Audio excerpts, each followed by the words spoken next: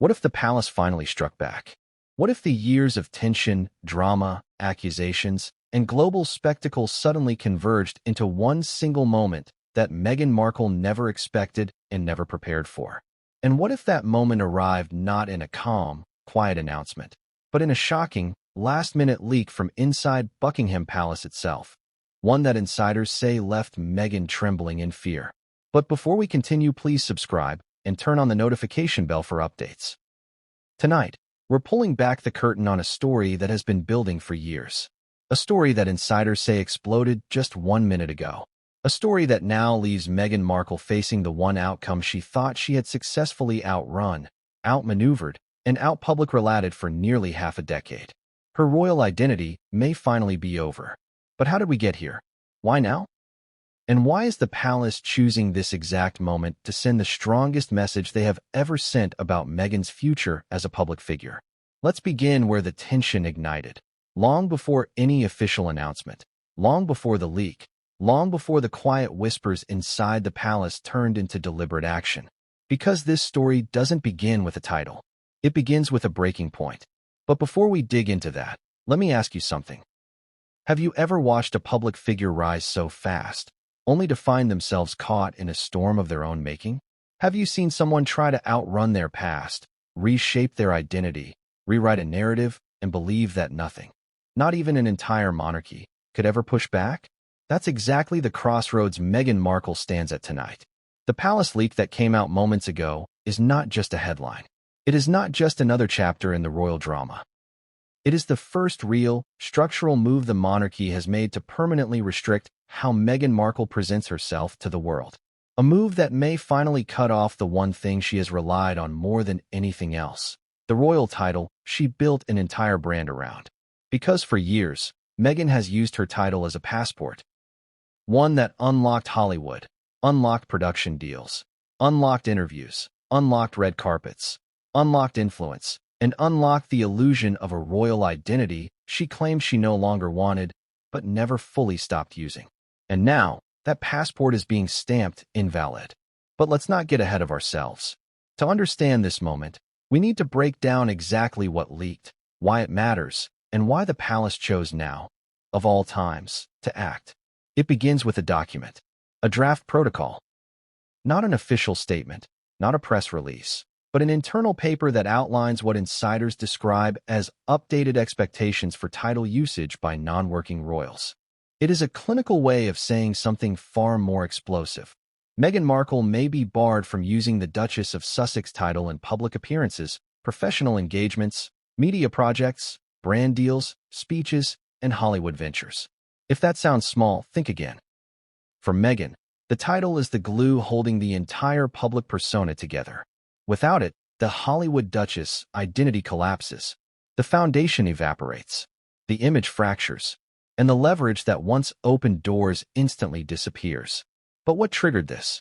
Why was the palace pushed to this point after years of passive silence? Why now?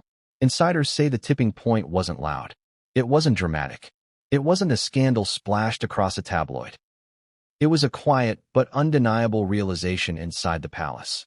Meghan was not just using the title, she was redefining it, and not in a way that aligned with the monarchy's values, structure, or global image. But let's slow down, because here's where the contradictions build tension. Meghan claimed she wanted privacy, yet she launched multiple global media projects. Meghan claimed she stepped back from royal life, yet she used the royal title in nearly every career move since. Meghan claimed she didn't want to be controlled by the monarchy, yet she built her entire public brand on the one thing only the monarchy could give her.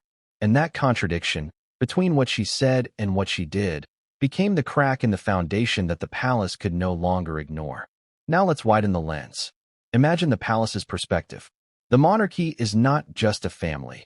It is an institution built on structure, lineage, tradition, hierarchy, and consistency. Titles carry meaning, history, symbolism, and responsibility. They are not accessories, and they're not meant to be used as tools for brand building or Hollywood amplification. And while the palace has tolerated, ignored, or endured Meghan's usage for years, the patience reached its limit. Because the title was no longer just being used, it was being commercialized. It was being repackaged. It was being branded. And that, for the monarchy, is the unbreakable line. But the palace didn't act immediately. Not at first. Insiders say this protocol has been in development for over 9 months. A slow, quiet, deliberate process. A simmering movement beneath the surface that Meghan had no idea was coming. And that's why the leak hit so hard. Imagine waking up and seeing the first confirmation that the one thing you believed was out of reach, the palace taking active steps against you, is now happening in real time. Imagine realizing that the same institution you left behind has not forgotten you. Imagine learning that the decisions affecting your public future are now being made in rooms you can no longer enter. Imagine the fear. The kind quietly sitting in the chest. The kind that doesn't show on camera. The kind that only emerges when control slips away. Because that's what this leak represents. Loss of control. And Meghan Markle, for all her reputation, for all her brand power, for all her Hollywood connections, has always depended heavily on controlling the narrative. Every interview, every documentary cut, every photo release, every project, everything is chosen to shape public perception. But the one thing she cannot control is the institution she left behind. And now that institution has finally moved. But here's where things get even more interesting. This leak wasn't a full announcement. It wasn't an official declaration. It was a warning shot, a message, a signal, a reminder. The palace is watching, and the leash is tightening. But who leaked it? Was it a senior aide? Was it a royal insider? Was it someone close to King Charles? Or someone aligned with Prince William? Or was it someone tired of watching Meghan use a title she no longer serves under? This question will matter later, because the person behind the leak is not who the world expects. But let's return to the bigger question. Why did the palace wait until now? Why not 2020? Why not 2021? Why not after Oprah? Why not after Spare? Why not after the Netflix series? Why now? Insiders say it has everything to do with one thing. Meghan's most recent efforts to re-enter the Hollywood limelight using her Duchess title more boldly than ever before. A new podcast, new projects, new PR strategies, and new attempts to tie the royal title directly into public branding. The palace sees this as a direct conflict with their values and a significant reputational risk. And here's where the emotional stakes rise. While Meghan sees her title as part of her identity, the palace sees it as a duty, a role, a responsibility. And when someone steps out of royal life, the expectation is clear. They cannot use the title to elevate themselves commercially. Meghan disagrees. And this disagreement is the battleground that has now erupted. But let's pause here and ask something important. How does a royal protocol actually change? Who signs off? Who participates? Who influences the decision? Who lays out the guidelines, the wording, the limitations? Because this leak originated from something real, a draft protocol headed straight for the king's desk. And that detail terrified Meghan the most. Because once it reaches King Charles, it becomes law within the institution. But we're not done, not even close. Let me ask you, have you ever seen a story where the cracks reveal more than the collapse? Because this story isn't about just a title. It's about power, influence, identity, legacy. And Meghan's fear comes from the realization that all three may slip out of her hands. But what exactly does the new protocol say? How restrictive is it? How far will the palace go? And what punishment could be waiting if Meghan ignores the new rule? Everything is about to change. And what comes next will alter Meghan Markle's future forever. But before we dive into the content of the leak, before we explore the meeting at Clarence House, before we expose the voices inside the palace pushing harder than ever before, we need to uncover the moment that triggered the entire chain reaction. And that moment is not what the world expects. The real story begins in the next chapter. And once you see what actually happened behind closed doors, you'll understand why the palace finally said enough. What if the palace never actually intended for the world to see the document that just exploded across the internet? What if the leak wasn't an accident, wasn't a clerical slip, wasn't a quiet oversight, but a calculated release from someone inside the institution who wanted to send a very specific message to Meghan Markle? That's the question flooding every newsroom, every royal commentator group chat, and every insider circle tonight. Because the timing is too perfect, too sharp, too targeted, too explosive to be anything but deliberate. And Meghan knows it. Imagine being Meghan Markle in this exact moment, seeing your phone light up as your team bombards you with urgent calls, panicked texts, frantic emails. Imagine watching the one thing you always feared the palace might do suddenly become real, not because Buckingham Palace posted an official statement, but because someone inside slipped the document into the hands of someone else who knew exactly how to set the story on fire. That is where we begin. 1 minute ago, the world was quiet. Meghan was comfortably in control of her public image, shaping her next media project, preparing her next interview moment, cultivating the next angle of her Hollywood rebrand. And then, suddenly, a crack appeared in the wall she built around herself. A crack big enough for the entire world to see. The document that leaked is short, not long, not theatrical, not filled with dramatic language. It's bureaucratic, cold, precise. The kind of language that makes the message 10 times more powerful because the tone is clinical. It outlines one thing: new rules for non-working royals regarding title usage. Simple on the surface, devastating underneath. This is the moment that sets everything in motion. But you might be wondering, what exactly does the document say? What makes it so explosive that insiders claim Meghan trembled when her team read it aloud? Let's break it down. The document proposes a new protocol that states individuals who are not working royals will not be permitted to use their royal titles in public-facing commercial activities. That includes appearances, speeches, hosting gigs, product lines, partnerships, scripted roles, unscripted roles, brand collaborations, and promotional media. In other words, Meghan Markle, the Duchess of Sussex, would be allowed to keep the title privately, but she would not be allowed to use it in any professional capacity. To the palace, it's an internal policy update. To Meghan, it's the collapse of the brand she spent half a decade constructing. Because without the title, who is she in the eyes of Hollywood? Who is she to the public? Who is she to the corporations who invested in her? Who is she to the media that only cared because of the royal connection? These questions hit harder than any public criticism. Let's unpack why this moment is so devastating for Meghan, and why the palace chose this exact time to move. To understand the power of the leak, you must understand that Meghan never expected the palace to make a decisive move. Ever. She believed that the monarchy would never risk another media backlash, never risk fueling the narrative of tension, never risk looking petty or vindictive.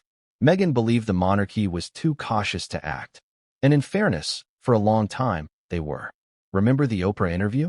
The palace didn't respond aggressively. The Netflix documentary? Silence. The Spotify drama? No reaction. The constant use of royal titles across Hollywood projects? Not a word. Meghan interpreted the palace's quiet approach as weakness. But here's where the contradiction becomes fascinating. The monarchy wasn't silent because they were weak. They were silent because they were patient. They were gathering information, observing patterns, watching Meghan's choices, and each decision she made, each new show, each new business venture, each new title-heavy promotional push, added weight to a file that was quietly growing inside the palace. Tonight, that file finally overflowed. But here's the twist, the part Meghan never prepared for. This protocol wasn't introduced because of one incident. It wasn't triggered by a sudden scandal. It wasn't reactive. Insiders say it was the result of months of internal discussions, months of quiet strategy, months of analyzing how to shape the monarchy's long-term image in a digital age. One insider told a royal reporter, "The leak shows only a fraction of what's already underway." That's the truly chilling part. Because if this document leaked, what other documents haven't? Let's take a closer look at the paper itself. It specifically mentions public-facing professional activities and the commercial use of royal styles. It states that these rules apply to individuals who have voluntarily stepped back from active royal duties and representation. Although the draft doesn't mention Meghan or Harry by name, everyone knows exactly who it was written for. There are only 2 non-working royals in the modern era who use their titles professionally. Only 2. And while Harry's usage has been limited, Meghan's has been central to her identity, her projects, her messaging, her branding, her storytelling, and her public narrative. That's why this hurts her more than it hurts him. But why was this leak so shocking?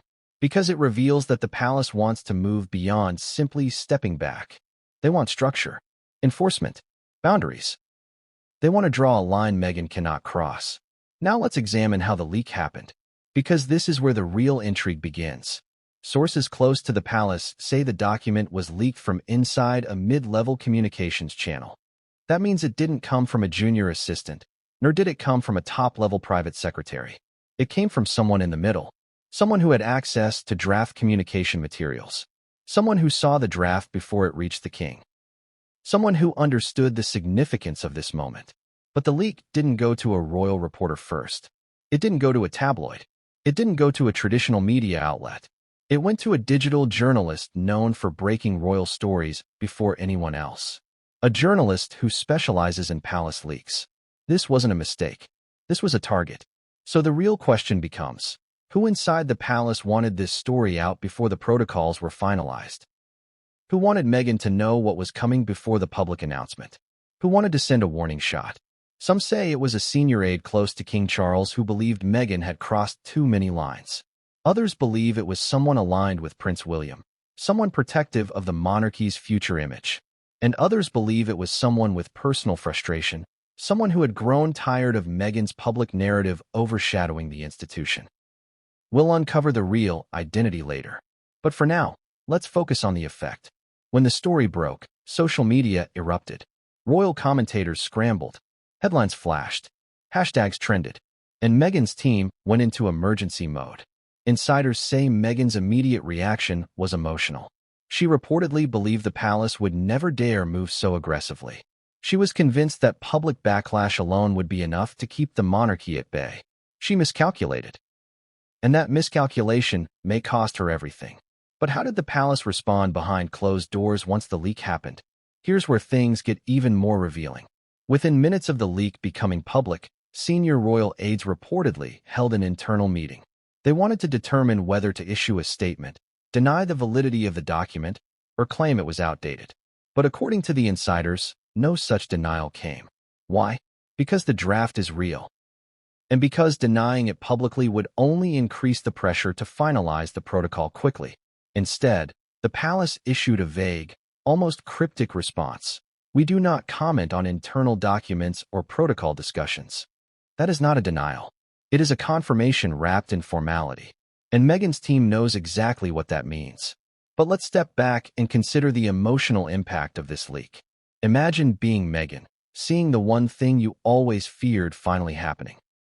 Imagine the shock of realizing that not only is the palace moving against you, but someone inside the institution actively wanted to make sure you found out early. Someone wanted to rattle her. Someone wanted to warn her. Or someone wanted to punish her. But why now? Why this week? Why this moment? Why this document? Because what Meghan has been planning behind the scenes for months, a major new public-facing project, relies heavily on the Duchess title. And the palace knows it. This is not coincidence. This is interception. The leak wasn't just a leak. It was a direct hit. But the most important part of Chapter 1 is this. The leak is only the spark. The document is only the first card in the deck. And the palace has far more powerful cards waiting underneath. Protocols, restrictions, lines that, once crossed, lead to consequences Meghan never imagined. But all of that comes later. For now, the leak detonated the tensions that have been building quietly for years. It revealed the first glimpse of the palace's plan. It exposed the shift from silence to structure. And it pushed Meghan into a corner she can no longer step out of without losing the thing she holds most tightly, her royal identity. But what came next is even more shocking. Because as soon as the leak hit the media, something happened behind closed doors at Clarence House. Something that insiders say changed the entire trajectory of Meghan's royal future. A meeting, a decision, a voice in the room that no one expected to speak. And what that voice said sparked the next phase of the palace's response. What if the moment Meghan's world began collapsing didn't happen in Montecito, but inside a quiet, carpeted room at Clarence House, where the most powerful figures in the monarchy sat around an oval table and made a decision they knew would send shockwaves across the world? Because that's exactly what insiders say happened just hours before the leak. A meeting. Closed doors. No press. No cameras. No aides in and out. Just the top of the royal pyramid. King Charles, Prince William, Princess Anne, a handful of senior advisors, and one empty chair. the symbolic reminder of the royal who left and never returned. The tone in the room was not angry. It was not emotional. It was not dramatic. It was cold, professional, surgical. That's how the monarchy handles internal crises. Not with shouting, not with chaos, but with quiet precision. But the silence inside Clarence House that day was heavy, thick, dense enough that everyone knew. Whatever decision emerged from that room would reshape the monarchy's relationship with Meghan Markle forever. Let's walk inside that room. The meeting began not with speeches, but with a single printed packet placed in front of King Charles. The same packet that would leak just hours later. The same packet outlining the proposed protocol, restrictions on title usage. Charles opened the meeting. Calm, measured, even gentle, because that is how he operates. But beneath that quiet tone was a firmness no one dared ignore. "We need clarity moving forward," he said. That one line set the tone. Because clarity is royal code for boundaries. For months, aides had been quietly collecting data, compiling examples, tracking public reactions, monitoring Meghan's branding strategies, her new media plans, her title usage in press releases, podcasts, and promotional material. The pile of evidence grew higher and higher, until ignoring it became impossible. Still, the decision to rewrite royal protocol is enormous. It's historic. It requires something greater than frustration or irritation. It requires consensus. And that is why everyone who mattered sat at that table. Let's take them one by one. On Charles's right sat William, the future king, the man who will inherit the throne and the reputation of the monarchy long after his father is gone. William is not loud. He is not dramatic. But he is firm, resolute, and strategic. If Charles represents continuity, William represents the future. And Meghan's actions, in the eyes of many inside the palace, directly threatened that future. Sources say William entered the meeting with every intention of pushing for stronger boundaries than what the draft proposed. But we'll come back to him. Next to William sat Princess, and a woman whose influence inside the monarchy is far greater than the public realizes. She doesn't seek the spotlight. She doesn't care for theatrics. But when it comes to royal rules, there is no one stricter, no one more traditional, no one more protective of the institution than Anne. If Charles is diplomacy, and William is the future, and is the backbone. And if you think and had strong opinions about Meghan Markle, you're not wrong. But more on that later. Across from them sat Senior Private Secretary Julian Payne, Deputy Private Secretary Clive Alderton, and a small cluster of senior advisors, legal experts, and royal communications directors. They weren't there to debate emotion. They were there for structure, legal clarity, and brand preservation. This meeting was not about Meghan's personality. It was about the monarchy's identity. We need to be clear on that. So what happened next? An aide summarized the draft protocol. He highlighted key points, the legal basis for implementing the restrictions, the historical precedent from past royal family members, and the potential public response. Every person in the room knew exactly what this meant. Restricting Meghan's title wasn't just a policy change. It was a seismic shift. Because once enacted, it would do three things. End Meghan's ability to market herself as the Duchess of Sussex. Prevent her from using the title to secure deals, publicity, or public leverage. Reassert the palace's authority after years of silence. That is massive, unprecedented, unmissable. But let's return to the meeting.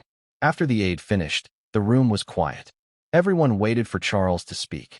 But before he could, the unexpected happened. Princess Anne spoke first.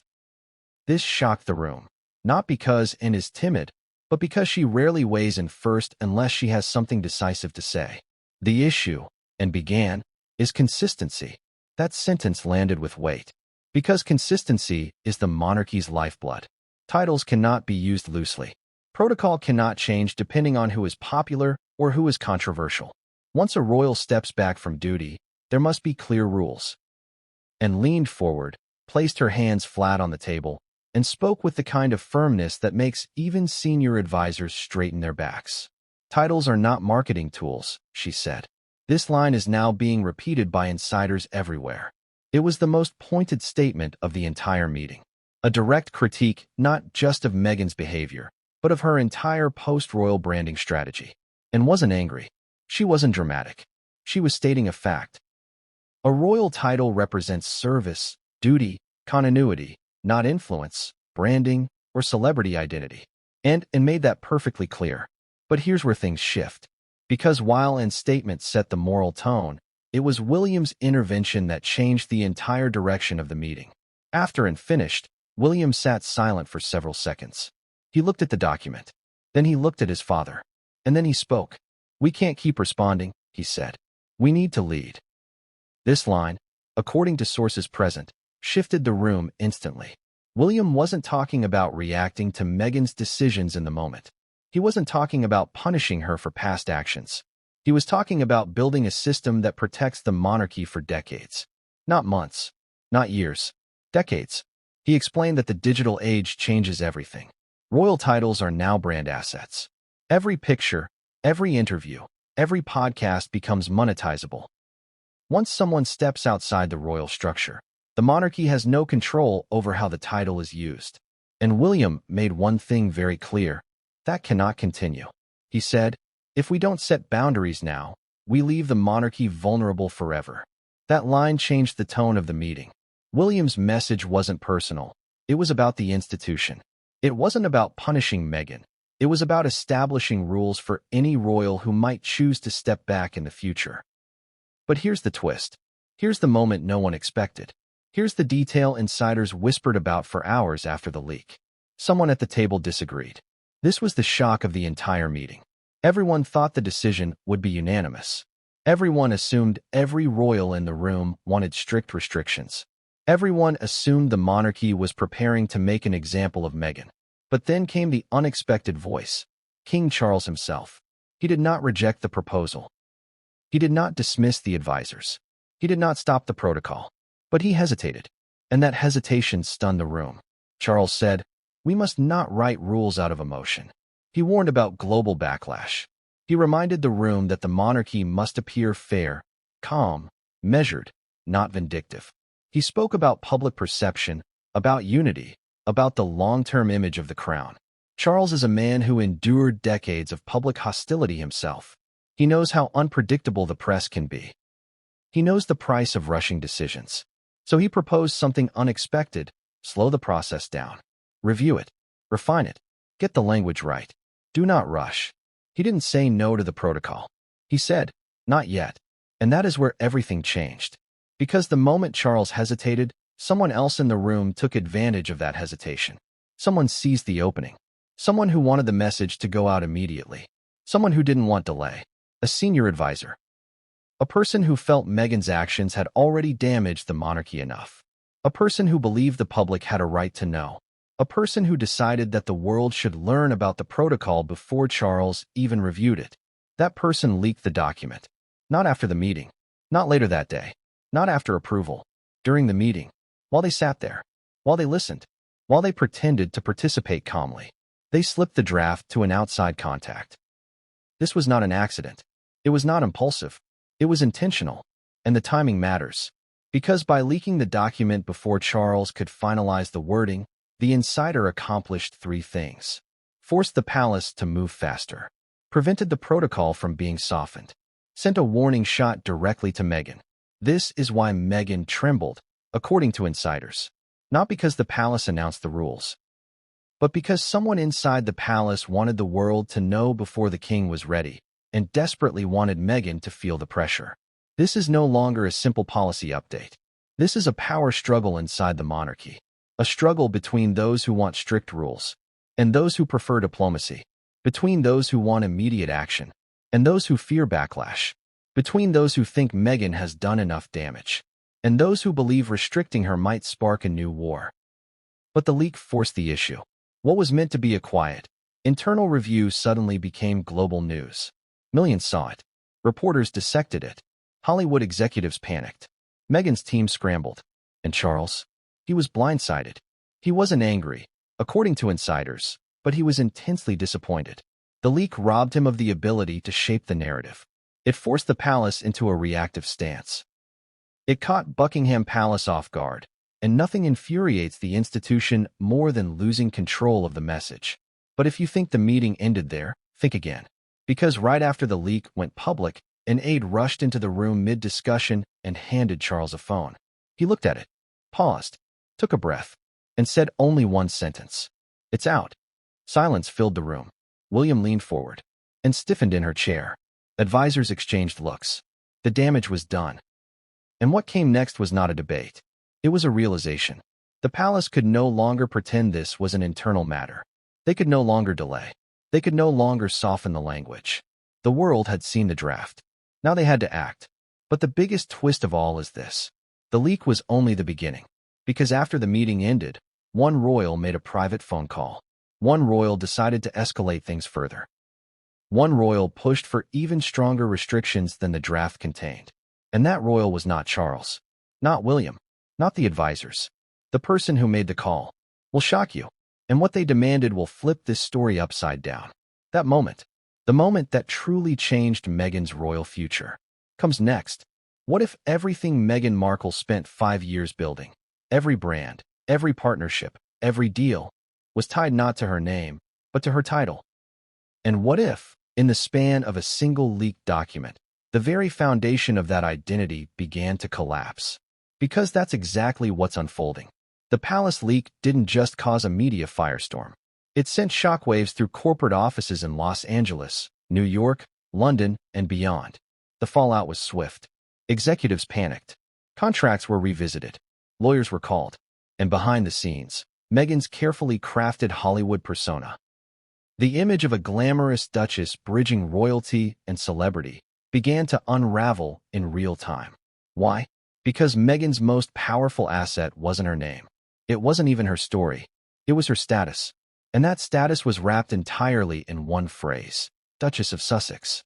Let's be honest. Before 2018, Meghan Markle was a moderately successful actress with a niche fanbase from a cable show.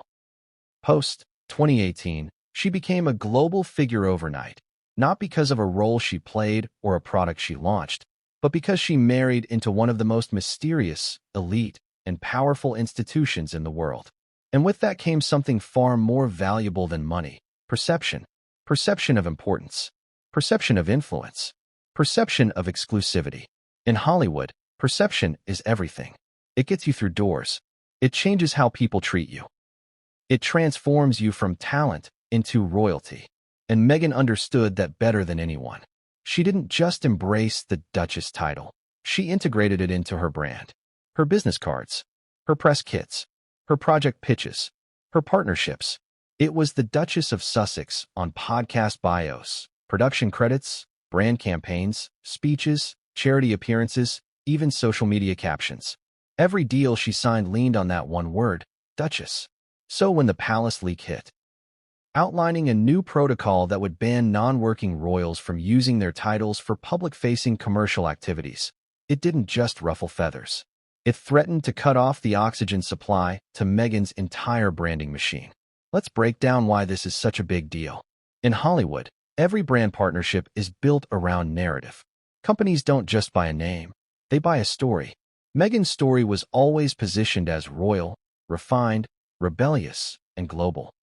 It was luxury with a conscience, glamour with a backstory, prestige wrapped in social activism. But none of that sells as effectively without the title. Remove the Duchess framing, and the pitch becomes far harder to sell. She becomes just another former actress with a celebrity podcast. And trust me, there are thousands of those in Los Angeles. This is why insiders say Meghan was blindsided by the leak. Because she didn't just fear the public reaction, she feared the boardroom reaction.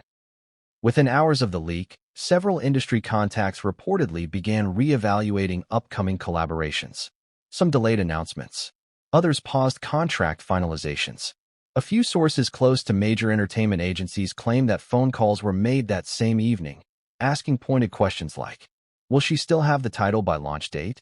Will this hurt the brand optics? Do we need to rethink the rollout plan? Suddenly, Meghan wasn't just a public figure in the spotlight. She was a liability on the spreadsheet. And here's where the contradiction cuts deep. For years, Meghan's defenders insisted she never cared about the title, that she left the monarchy to escape its constraints, that she didn't need Duchess to define her. But the receipts tell a different story. When Meghan launched her first post-royal projects, she was billed as the Duchess of Sussex. When she signed with Spotify and Netflix, press releases emphasized her royal status. When she promoted her Archetypes podcast, it wasn't Meghan Markle presence, it was the Duchess of Sussex presence.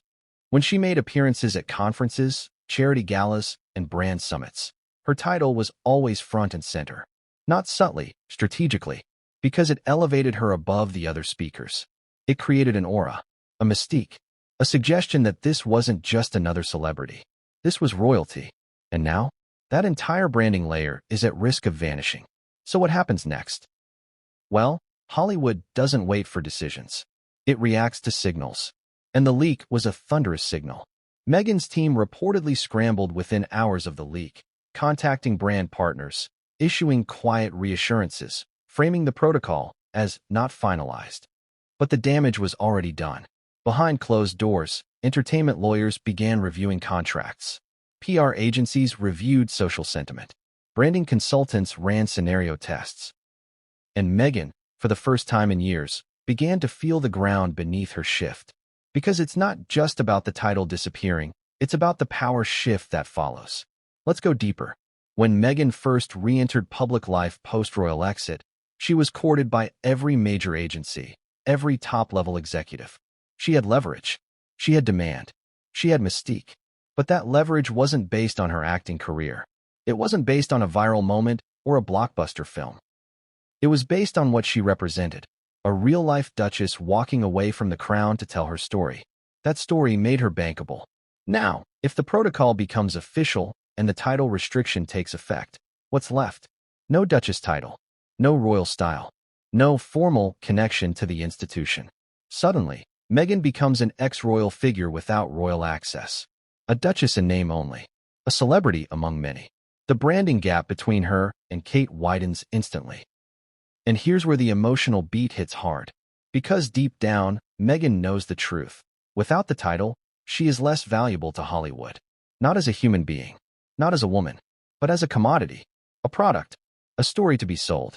And in a town built on stories, losing your headline is career suicide. But let's not forget, Meghan is strategic. She's not sitting quietly, watching it all fall apart. Sources say she immediately began plotting a pivot. A rapid rebrand that would distance herself from the title while preserving the influence. Think lifestyle mogul. Think humanitarian thought leader. Think feminist icon. The strategy would lean into causes, not crowns. Values, not titles. A brand that says, I don't need the royal family. I'm bigger than it. But here's the contradiction. Every time Meghan says she doesn't need the royal identity, she proves she does. Because every opportunity she's taken has leaned into that identity. Even her most recent media pitch decks, which reportedly circulated in LA just weeks ago, opened with the phrase, from the British royal family to global humanitarian. That royal tie is her opening line. It's her elevator pitch. It's her brand DNA. Without it, everything gets harder. And that's not just speculation. That's industry math. Production budgets shrink. Distribution offers stall. Sponsors rethink. Public interest wanes. Meghan may still have fans. She may still have a platform. But the halo of royalty is fading. And in Hollywood, fading halos mean fewer headlines. So what is Meghan's next move? Sources close to her camp say she's weighing several options. Leaning into American identity. Meghan as the modern American leader, free from royal constraint. Championing justice, equality, motherhood. Launching new ventures under Meghan only, dropping the title from upcoming projects to avoid conflict with the palace, while quietly fighting behind the scenes.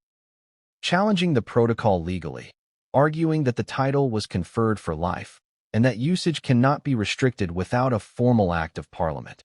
But all of those options come with risks. Option 1 invites backlash for appearing to abandon the title voluntarily. Option 2 risks brand dilution. Meghan without the title is simply Markle, and that name alone doesn't carry royal resonance. Option 3 is the nuclear option. A direct confrontation with the monarchy that could spark global headlines, legal firestorms, and irreversible reputational damage. And behind the scenes, her team is split. Some want to push back aggressively, frame the palace as controlling, outdated, and insecure. Others urge restraint. warning that public sentiment could turn even further if she fights too hard for a title she once said she didn't care about. The irony is cutting. Meghan once claimed she wanted freedom from the crown. Now she's fighting to hold on to its shadow. But here's the part no one's saying out loud. If the palace finalizes the title restriction, Meghan's current and upcoming contracts could collapse. Why? Because if those contracts were signed on the assumption that she'd appear as the Duchess of Sussex, and that status is revoked for commercial use, the companies involved may choose to walk away, citing misrepresentation or changing terms. We could be on the verge of a financial storm. Not just public embarrassment, real, measurable, monetized fallout. And in the middle of all of this, Meghan is watching the institution she once fled quietly, methodically, and legally reclaim control of her identity. Not with fanfare, not with spectacle, but with a protocol draft and a strategically timed leak. The message from the palace is clear. You left the crown. You do not get to carry it into Hollywood. But what makes this even more devastating is that Meghan isn't just facing this alone. There's a growing divide inside Montecito, because Harry's view on this issue is reportedly very different from hers. He doesn't want to fight the palace. He doesn't want to reignite war. He wants peace, stability, privacy. And Meghan? She wants her title. That quiet divide between them is now starting to widen. And what happens next behind those Montecito gates may be even more explosive than the leak itself, because Meghan's branding game may be ending. But the private battle with Harry is just beginning. And in the next chapter, we'll uncover exactly why Meghan was warned years ago this would happen, and why she ignored those warnings until it was too late. What if Meghan Markle was warned this would happen? What if insiders, advisors, lawyers, even Hollywood dealmakers privately urged her, again and again, don't overplay the title. Don't test the palace. Don't assume they'll stay silent forever. And what if Meghan brushed them all off, convinced that her momentum, her narrative, and her global influence were too powerful to stop? Because that's the twist the public hasn't fully seen until now. Behind the red carpet glamour and glossy interviews, Meghan Markle was repeatedly cautioned. The way she was using her Duchess title wasn't just unconventional. It was dangerous. Dangerous in legal terms, reputational terms, and most importantly, institutional terms. But let's rewind to where the warnings started, before the Spotify deal, before the Netflix cameras, before archetypes, before the Vanity Fair covers. Let's go back to 2020. The world was still adjusting to the shock of Megxit. The Sussexes had dropped the bombshell that they were stepping down from their royal roles. The Queen had issued her carefully worded statement, full of grandmotherly warmth but laced with institutional finality. And in the background, Meghan and Harry were quietly meeting with PR consultants, legal teams, and entertainment industry veterans to map out their next moves. According to insiders who sat in on those early brand-building meetings, several experts delivered a similar warning, one that echoed throughout those boardrooms like a silent countdown. The crown has limits. Push too far, and they will push back.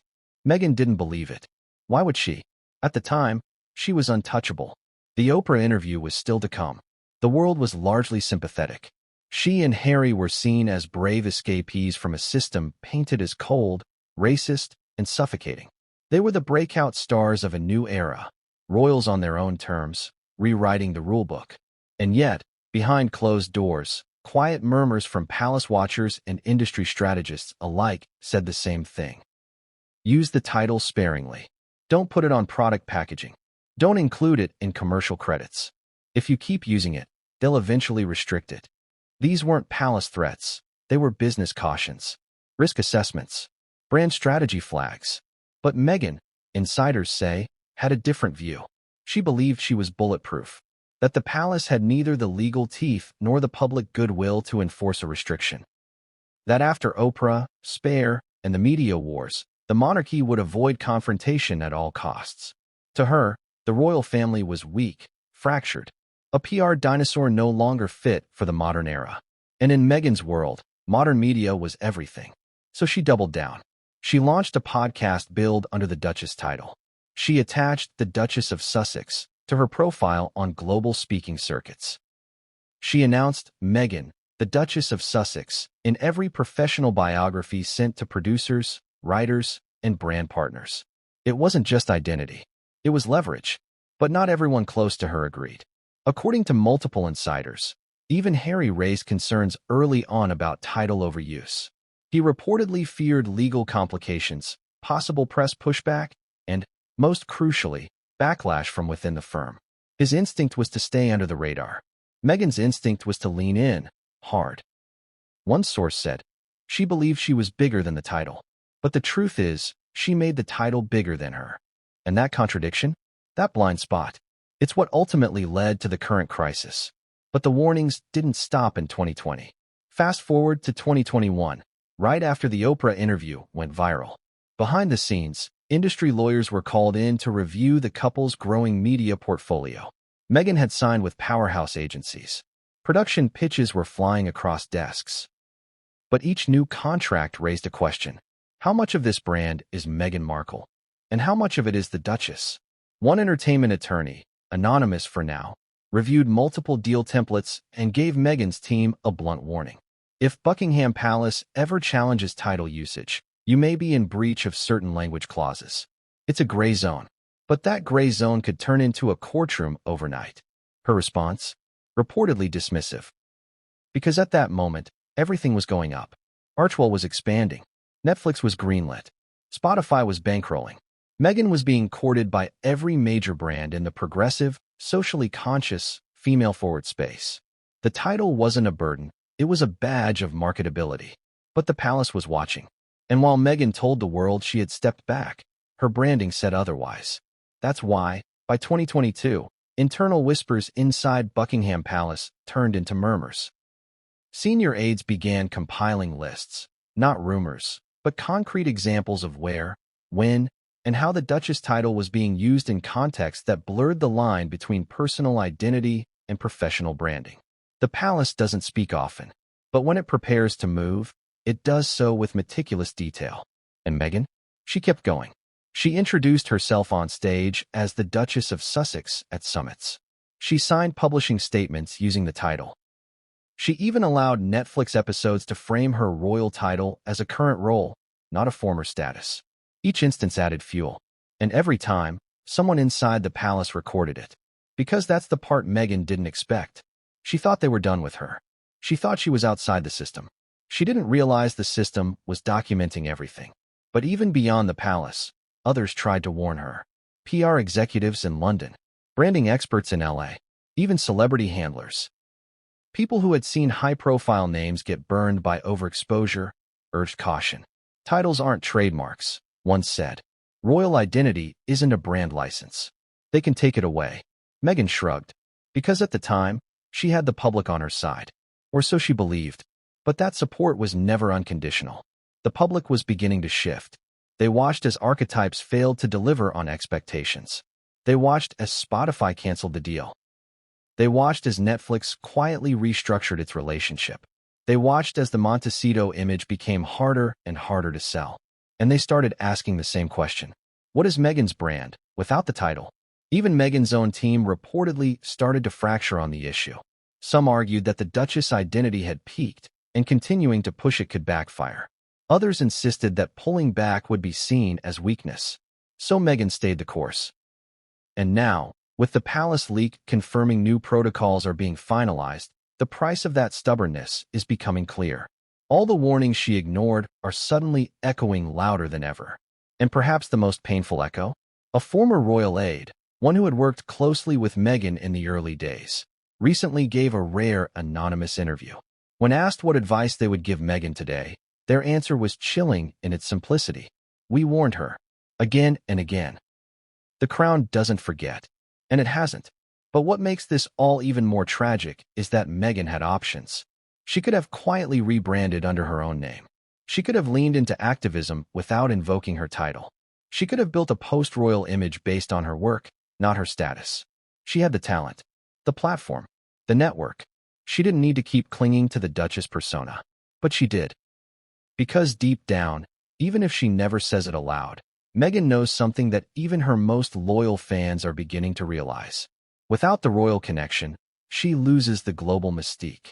And now, that connection is hanging by a thread. And the most devastating part? Even Hollywood is starting to whisper.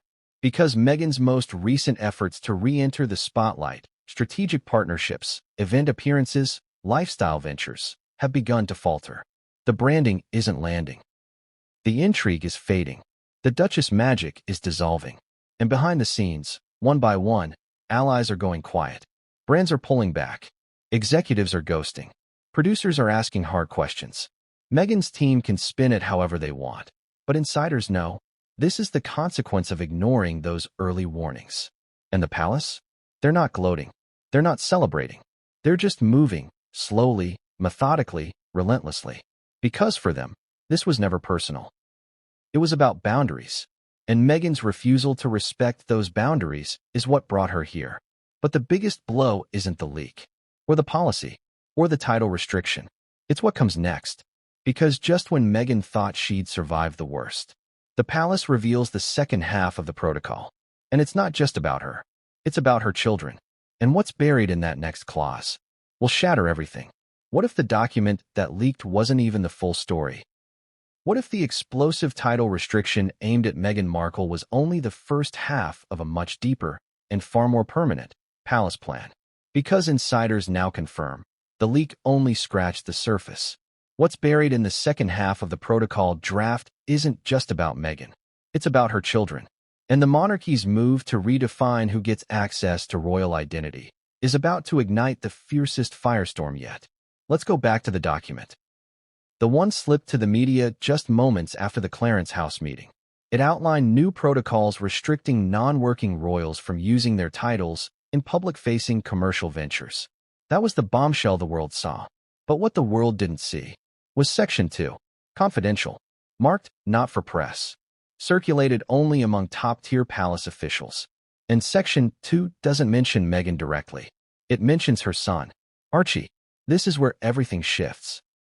According to insiders familiar with the full protocol draft, Section 2 outlines an updated interpretation of how royal titles are passed to children of non-working royals, especially in cases where one or both parents have actively stepped away from royal duties. In plain English, the palace is proposing to reclassify the titles of Archie and Lilibet as non-operational honorary titles, meaning they are recognized in historical context but not to be used in public-facing roles, appearances, or professional branding. Translation: no more Prince Archie. No more Princess Lilibet. Not at school. Not in the media. Not on any future projects. Just Archie and Lilibet Mountbatten-Windsor. This isn't symbolic. It's strategic. Because the palace isn't just reacting to Meghan. They're building a future-proof protocol. One that ensures royal titles cannot be used by anyone for commercial, media, or celebrity purposes. And that includes future generations. To understand how serious this is, you need to understand how rare it is for the palace to touch title policy. Royal titles are not just honorary fluff. They are governed by letters patent issued by monarchs. They follow strict lines of succession, hierarchy, and precedent. They are considered constitutionally sensitive. Changing how they work, even in a subtle way, is seismic. So why now? Why, after months of silence, has the palace decided to revisit something as sensitive as the titles of Meghan and Harry's children? Because according to royal sources, this is not just about punishing Meghan. It's about setting boundaries that prevent anyone, present or future, from using royal lineage to build empires outside the monarchy. And Meghan? She just happened to be the loudest example. But let's rewind to the moment Archie and Lilibet's titles first entered public debate. When the Sussexes stepped back in 2020, their children were not styled as prince and princess. That's because under the 1917 letters patent issued by King George V, only the children and grandchildren of the sovereign are automatically granted those titles. At the time, Charles was not yet king. When Queen Elizabeth died in 2022, Charles ascended, and under the old rules, Archie and Lilibet technically became eligible for prince and princess titles. And indeed, the Sussexes quietly updated their children's names on official documents and websites to reflect that change. But there was no formal ceremony, no public celebration, no christening in London, no balcony appearance. It was quiet, almost secretive, and that silence spoke volumes. Because behind the scenes, the palace wasn't celebrating. They were debating.